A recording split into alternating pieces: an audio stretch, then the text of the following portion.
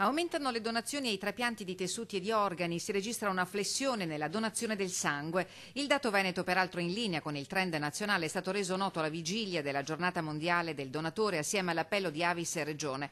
I donatori non bastano, dice il presidente dell'Avis regionale Giorgio Brunello. Il trend è che noi soffriamo di un calo di donazioni e rispetto al passato dove eravamo continuamente in crescita, e anche le province dove c'era una forte affluenza di donatori e di donazioni, anche lì siamo un po' in difficoltà. Quindi per noi domani, la cosa importante è la giornata mondiale, ma cerchiamo di fare uno sforzo aggiuntivo per cercare di avere più donatori e più donazioni.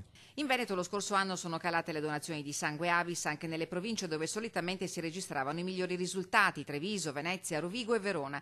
Complessivamente le donazioni di sangue intero da donatori avisini sono state 185.280, con un calo di quasi l'1% rispetto all'anno precedente. Non è andata meglio per le donazioni di plasma, passate da 30.823 nel 2016 a 27.920 nel 2017. I motivi di questa tendenza sono molteplici e non tutti da leggersi col segno negativo. Il primo e il più bello è quello per l'aumento dei controlli, quindi per la qualità del sangue donato, quindi per i riceventi, per gli ammalati e anche per i donatori stessi. Questa è una cosa molto positiva, che ovviamente vuol dire avere più controlli, e poi perché i giovani ovviamente donano con meno frequenza. Questo è un altro punto importante, quindi la chiamata è proprio ai giovani da donare più spesso.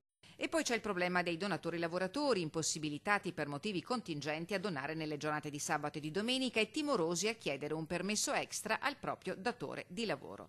Ad ogni buon conto, spiega Brunello, pur in un momento di difficoltà i veneti spiccano comunque per la loro generosità, tanto che l'autosufficienza regionale per sangue ed emocomponenti è stata confermata anche nei primi mesi del 2018. E poi c'è un'altra frontiera a cui guarda con interesse Avis. Tutte le comunità di stranieri sono molto attenti alla donazione, però occorre che ci sia anche un rapporto diretto rispetto alle associazioni e rispetto anche alla comunità stessa.